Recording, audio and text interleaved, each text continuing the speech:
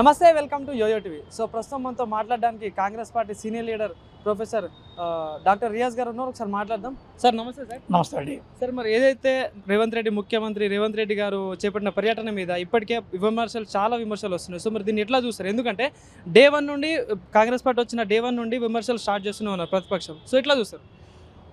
గత ప్రభుత్వం TRS alias BRS ఈ రాష్ట్రాన్ని కరి మింగిన వెలగపండులాగా మాకు ప్రజెంట్ చేసింది. లోపల ఏమీ లేదు, ఒక ఆకారాన్ని ఇచ్చింది. మేము ఇప్పుడు ప్రజలకు అనేక హామీలు ఇచ్చాం. వాటి నిలబెట్టుకోవాల్సిన నైతిక, ఆర్థిక, రాజకీయ అవసరం అట్లాగే బాధ్యత మా మీద ఉంది. ఆ నేపథ్యంలో పెట్టుబడులను ఆకర్షించే కోణంలో మేము ముందుకు పోతా ఉన్నాం. డావోస్లో ఇప్పుడే కాదు, గత అనేక సంవత్సరాల నుంచి పెట్టుబడిదారులు అక్కడికి వస్తారు, పెట్టుబడులు ఆహ్వానించే వాళ్ళు అక్కడికి వస్తారు, చర్చలు జరుగుతూ ఉంటాయి. ఏ ప్రాంతం అయితే అనుకూలంగా ఉంటుందో ఆ ప్రాంతానికి వాళ్ళు పెట్టుబడులు పెట్టేందుకు వస్తారు. తెలంగాణ అనేది భారతదేశంలో వ్యూహాత్మక ప్రాంతం. ఉత్తర భారతదేశానికి, దక్షిణ భారతదేశానికి కూడలి. అట్లాగే ఇది భూకంపాలకి అవకాశం లేని ప్రాంతం. సునామీ లాంటి అల్లకి, సముద్రం నుంచి వచ్చే అలజల్లకి, వాగులకి, వంతెనలకి, మనకి వరదలకి అవకాశం లేని ప్రాంతం. కాబట్టి ఇక్కడ పెట్టుబడులు పెడితే పరిశ్రమలు చాలా స్ట్రాంగ్గా ఎస్టాబ్లిష్ అవుతాయి.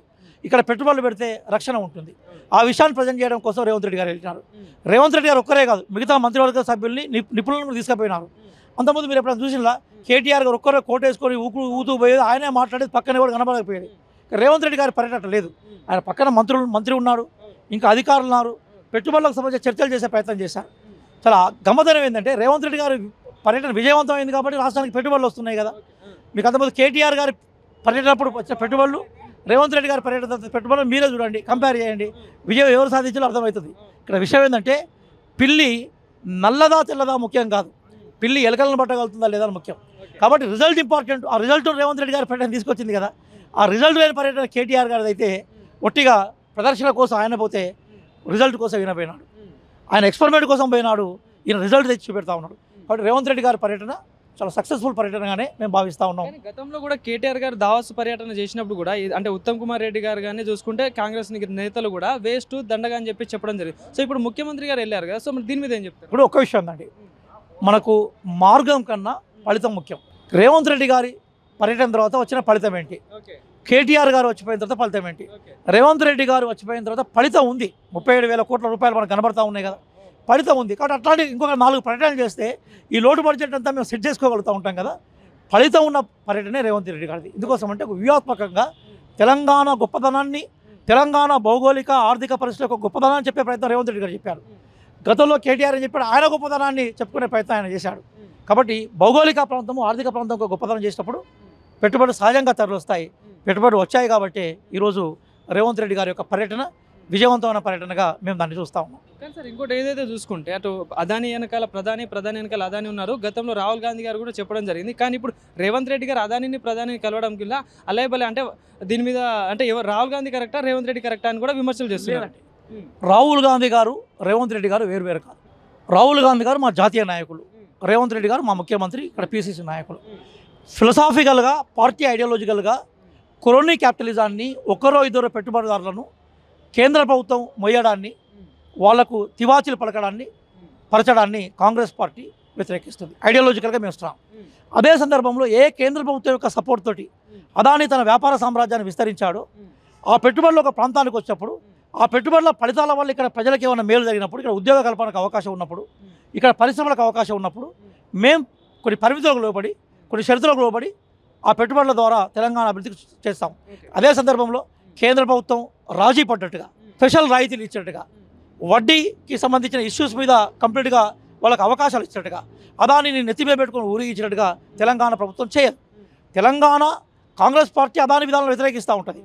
అదే సందర్భంలో కొన్ని పరిమితులకు లోబడి, కొన్ని రిస్ట్రిక్షన్స్ పెట్టి ఆ పెట్టుబడి ద్వారా ఇక్కడ ఉపాధి కల్పించినప్పుడు, ఆ పెట్టుబడి ద్వారా ప్రధానంగా మనకి ఇక్కడ పరిశ్రమలు వచ్చినప్పుడు తెలంగాణ వాటి ఉపయోగించుకునే ప్రయత్నం చేస్తుంది. మా అంతిమ లక్ష్యము తెలంగాణ అభివృద్ధి. మా వాగ్దానాలను అమలు చేయడం కాంగ్రెస్ పార్టీ ఐడియాలజీకి కట్టుబడి ఉన్నారు. కాబట్టి దయచేసి దీన్ని కన్ఫ్యూజ్ చేసే ప్రయత్నాన్ని టీఆర్ఎస్ ఎలియాస్ బీఆర్ఎస్ చేస్తుంది. మీకు ఆశ్చర్యకరమైన విషయం చెప్తాను, మీరు కూడా జర్నలిస్ట్గా ఉన్నారు, యంగ్ జర్నలిస్ట్ మీరు. ఈ రాష్ట్రంలో మొట్టమొదటిసారిగా అదానీ కంపెనీలతోటి చర్చలు చేసింది, అదానీ కంపెనీలతో ఒప్పందాల కోసం ప్రయత్నం చేసింది టీఆర్ఎస్ ఎలియాస్ బీఆర్ఎస్ ప్రభుత్వమే. ఈరోజు ఏదో గతంలో వాళ్ళు చేసిందో తప్పనుకొని, అంటే అది బేసిక్గా తప్పని ఒప్పుకోమని చెప్పండి, మేము కూడా దీని మీద సమీక్ష చేసే ప్రయత్నం చేస్తాం.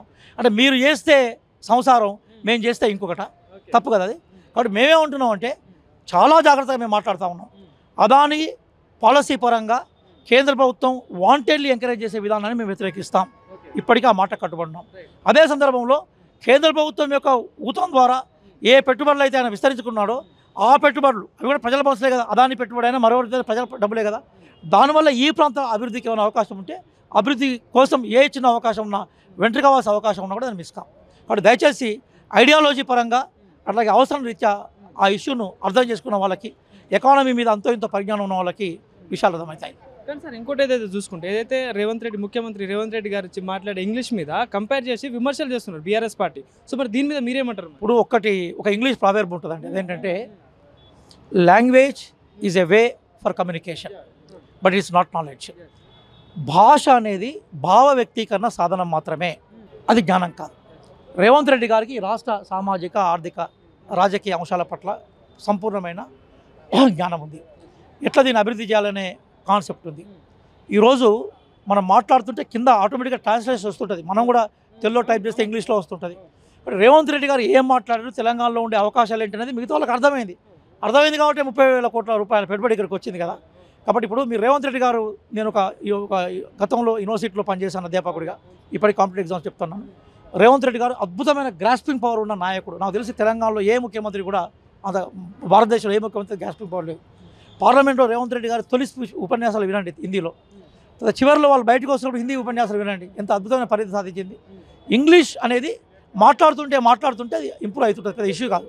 కానీ రేవంత్ రెడ్డి గారు ఏ భాష అయితే మాట్లాడారో ఆ వ్యక్తీకరణ వాళ్ళకి చేరిందా లేదా అనేది ఇంపార్టెంట్ కాదు. ఇప్పుడు మనకు బేసికల్గా ఇదే కేటీఆర్ లాంగ్వేజ్ ఆయన కాన్వెంట్ స్కూల్లో చదవచ్చు, లాంగ్వేజ్ మాట్లాడవచ్చు, కానీ ఆయన శూన్య హస్తాలతో ఇక్కడికి వచ్చింది కదా.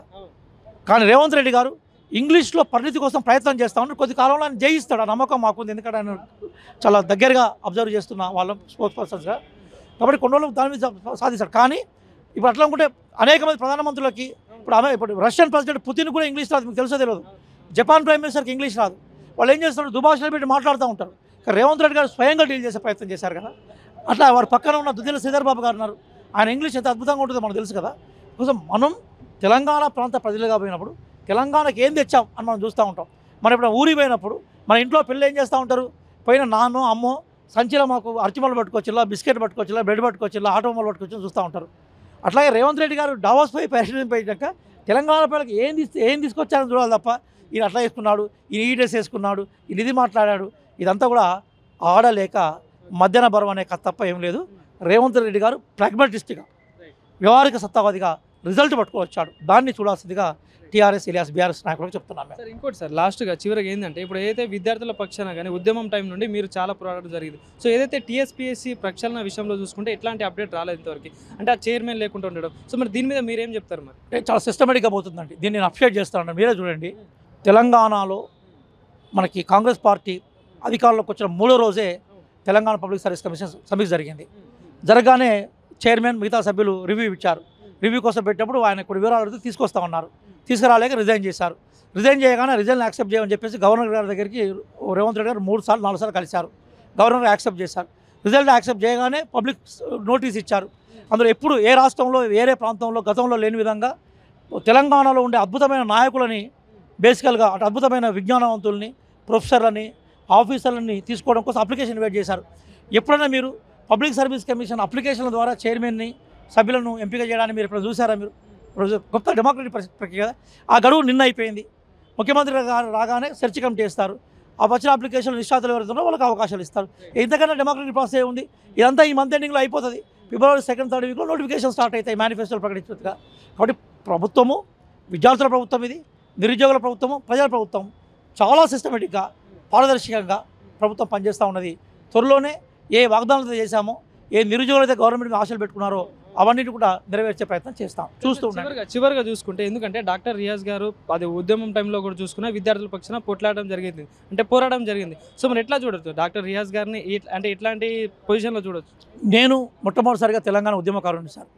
తెలంగాణ ఉద్యమం టైంలోనే అనేక సార్లు అరెస్ట్ చేయబడ్డ వ్యక్తిని నేను ఎప్పుడైనా విద్యార్థులు అట్లాగే ప్రజల పక్షమే ఉంటాను, నిరుద్యోగుల పక్షం ఉంటాను.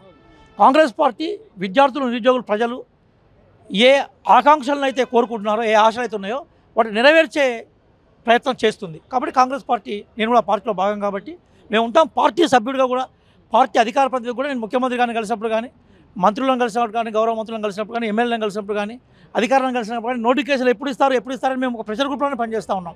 ఎందుకోసం అంటే రాహుల్ గాంధీ గారు చాలా క్లియర్ చెప్పారు. ఏం చెప్పారంటే ఈ రాష్ట్రంలో ఉండే ప్రభుత్వ వేకెన్సీస్ అన్నింటినీ మేము ఫిలప్ చేస్తా ఉన్నాం. అశోక్ నగర్ నిరుద్యోగులతో మాట్లాడుతున్నప్పుడు నేనే ట్రాన్స్లేటర్గా ఉన్నాను.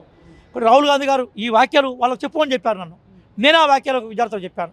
కాబట్టి రాహుల్ గాంధీ గారి గైడ్లైన్స్లో నడుస్తున్న ఈ ప్రభుత్వం ఏదైతుందో, వారి నాయకత్వంలో నడుస్తున్న ఆ ప్రభుత్వం ఏదైతుందో, రేవంత్ రెడ్డి గారు మాత్రమే దీన్ని సమర్థవంతంగా ఈ సమస్యను పరిష్కారం చేయగలుగుతారన్న విషయంతో వారిని ముఖ్యమంత్రిగా ఎమ్మెల్యేలు ఎన్నుకున్నారు. అధిష్టానం దీవెనలు అందించింది. మంత్రులు కూడా దానికి సపోర్ట్ చేశారు. కాబట్టి మంత్రివర్గం కానీ, గౌరవ ఎమ్మెల్యేలు కానీ, మేమందరం కూడా విత్ ఇన్ షార్ట్ పీరియడ్లో 1-2 రోజులు అటు ఇటు కావచ్చు, కానీ మేము ఏ వాగ్దానం చేస్తామో ఎంప్లాయ్మెంట్ విషయంలో అవన్నీ నెరవేరుస్తాం. దయచేసి మీ ద్వారా నిరుద్యోగుల్ని, విద్యార్థికులు, వాళ్ళందరూ నిరుద్యోగులు అనడం కన్నా అందరూ బాగా చదువుకున్న వాళ్ళు చదువు మీద ఫోకస్ చేయండి. మీ ఆశయాలు నెరవేరే రోజు వచ్చిందన్న విషయాన్ని నేను మీ ద్వారా వాళ్ళకి విజ్ఞప్తి చేస్తున్నాను. Thank you sir. Thank you.